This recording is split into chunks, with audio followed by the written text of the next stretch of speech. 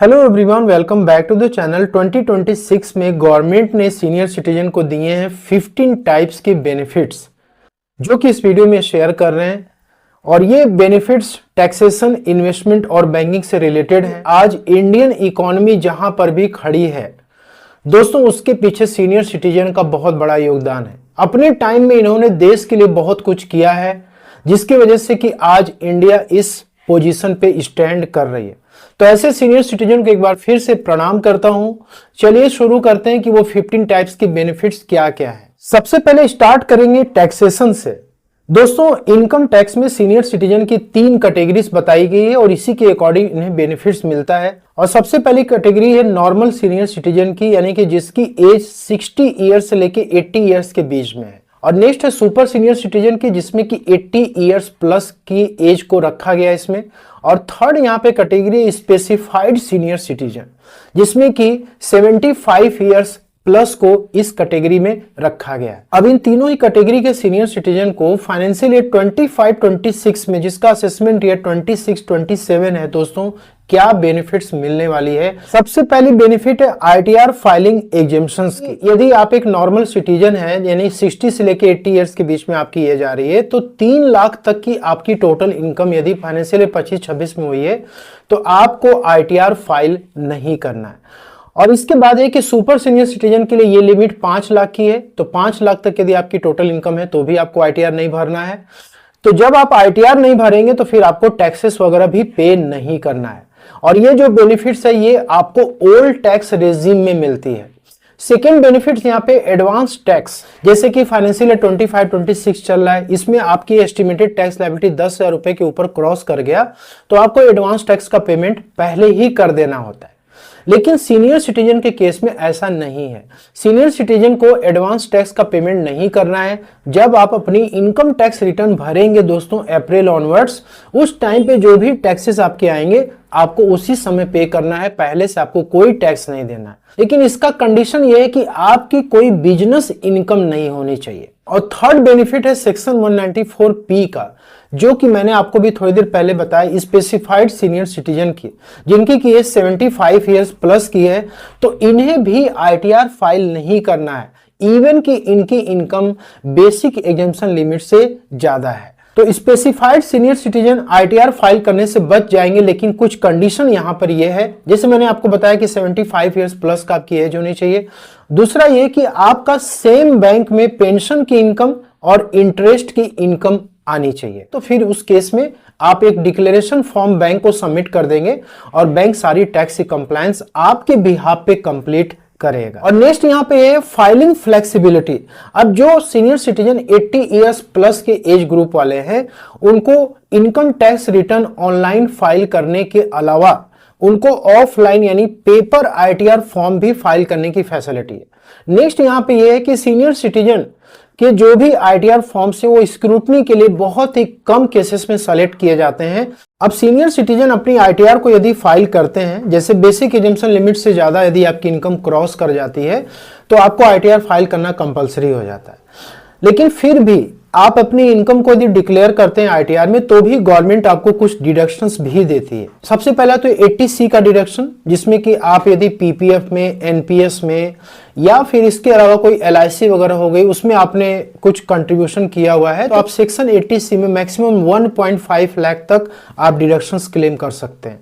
Next यहाँ पे होता है इंटरेस्ट की इनकम, चाहे वो एमआईएस हो, केबीपी हो, सीनियर सिटीजन सेविंग स्कीम हो, या फिर एफडी की इंटरेस्ट होगी, सेविंग बैंक की इंटरेस्ट हो गई, तो इन सब से जो भी आपको इंटरेस्ट इनकम होती है वो आपको अपने आईटीआर में जोड़नी पड़ती है। लेकिन आपको सेक्शन 80 टीटीबी में डिडक्शन मिलता है 50,000 रुपीज का, और ये ओल्ड टैक्स रेजिम में ही ये आपको डिडक्शन मिलता है। और नेक्स्ट है health and medical insurance section 80D में यदि एक्सपेंडिचर भी हुआ है सीनियर सिटीजन के ट्रीटमेंट पर, तो उसका भी बेनिफिट आप यहां पे क्लेम कर सकते हो, जिसमें मैक्सिमम 50,000 रुपीज तक की बेनिफिट आपको मिल जाती है। ठीक है, अब इसमें प्रीमियम का अमाउंट भी कवर्ड है, या फिर आपने मेडिकल एक्सपेंडिचर कराई है उसका भी अमाउंट कवर्ड है। नेक्स्ट यहाँ पे क्रिटिकल इलनेस सेक्शन 80DDB में एक कंप्लीट लिस्ट बनी हुई है, इसमें कि आपने ट्रीटमेंट करा है तो 1 लाख रुपए तक का जो भी आपका खर्चा है वो सेक्शन 80DDB में कवर्ड हो जाएगा, आपको उसकी छूट मिल जाएगी। और नेक्स्ट है स्टैंडर्ड डिडक्शन। अब देखिए ओल्ड टैक्स रेजिम में सीनियर सिटीजन अपनी आईटीआर को फाइल करते हैं असेसमेंट ईयर 26-27 में, तो उनको सिर्फ 50,000 रुपीज तक का स्टैंडर्ड डिडक्शन मिलेगा।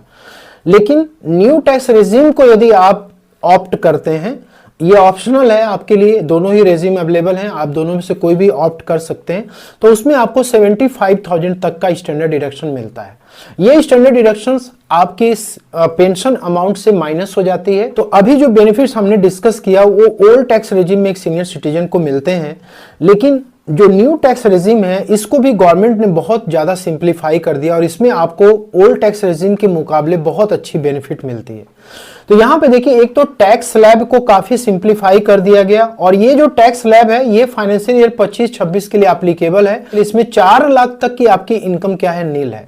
अब इसमें कोई कैटेगरी नहीं है सीनियर सिटीजन की, नॉर्मल हो, स्पेसिफाइड हो या सुपर सीनियर सिटीजन हो, सभी लोगों को 4 लाख तक बेनिफिट मिलती है। यहां तक यदि आपकी टोटल इनकम आती है तो आपको आईटीआर फाइल नहीं करना है। 4 से 8 के बीच में तो 5% का टैक्सेस लगता है, 8 से 12 के बीच में 10% का टैक्सेस, 12 लाख तक भी यदि आपकी टोटल इनकम आती है तो आपको 1 रुपए का भी टैक्स इसमें भी नहीं देना है, क्योंकि आपको 87A की रिबेट मिल जाती है, आपका टैक्स क्या हो जाता है, नील हो जाता है। लेकिन यदि आपकी 12 से 16 के बीच में इनकम जाती है तो 15% का टैक्स, 16 से 20 में 20% का और 20 से 24 के बीच में जाता है 25% का टैक्स और 20 से लेकर 24 के बीच में जाता है 25% और एबव 24 लाख की यदि इनकम आती है तो 30% के टैक्सेस इसमें एप्लीकेबल हो जाते हैं। और नेक्स्ट यहाँ पे है कि इंक्रीज स्टैंडर्ड डिडक्शन की बेनिफिट 75,000 तक न्यू टैक्स रेजिम में मिलती है।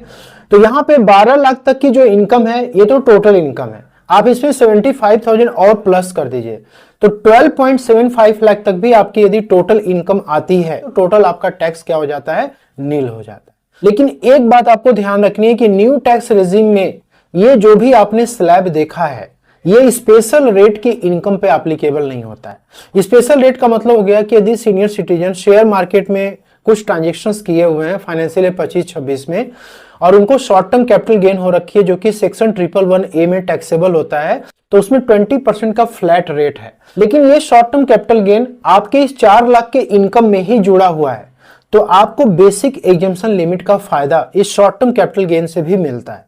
उसी तरीके से लॉन्ग टर्म कैपिटल गेन यदि आपको हुआ है शेयर मार्केट में या म्यूचुअल फंड में ट्रांजेक्शंस आपने की है, तो यहां पे देखिए आपके जो लॉन्ग टर्म कैपिटल गेन हुई है 1,25,000 तक तो पहले माइनस हो जाएगा, ठीक है। उसके बाद फिर आपके जो भी गेन आएंगे उस पे 12.5% के रेट से फ्लैट रेट से टैक्सेस लगते हैं।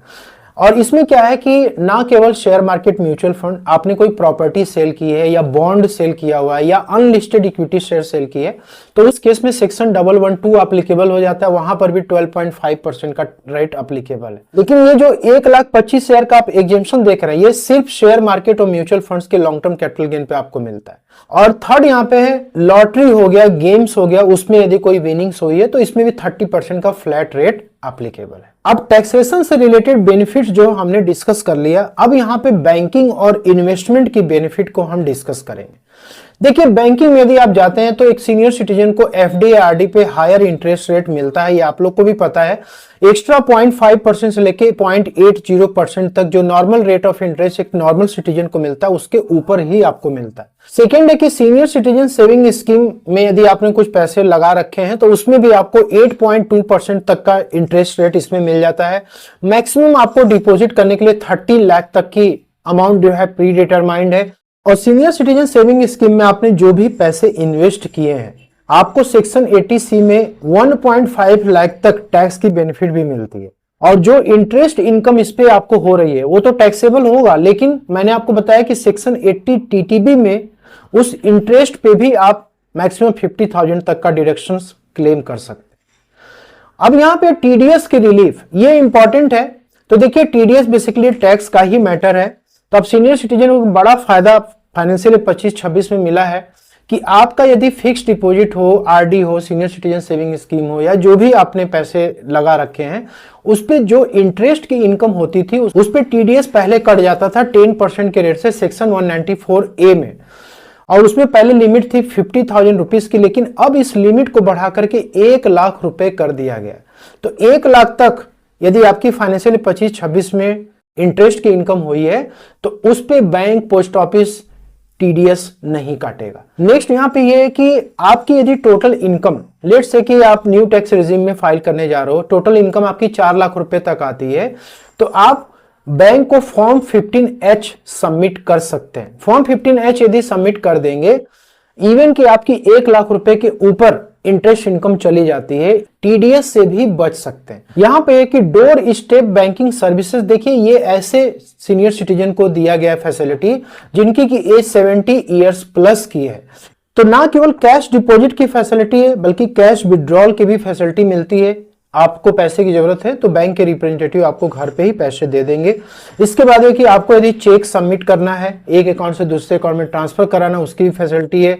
और इसके बाद है कि घर से ही आपको लाइफ सर्टिफिकेट भी दोस्तों यहाँ पे इशू किया जाता है।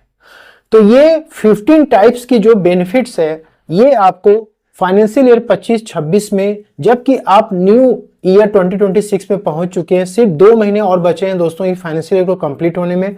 ये 15 बेनिफिट्स आपके इनकम टैक्स रिटर्न के लिए बहुत ही इंपॉर्टेंट है, जो कि आप अप्रैल ऑनवर्ड्स फाइल करेंगे। तो इन बेनिफिट्स को ध्यान में रखें और इसके अकॉर्डिंग अपना डिसीजन लें। Thank you so much for watching this.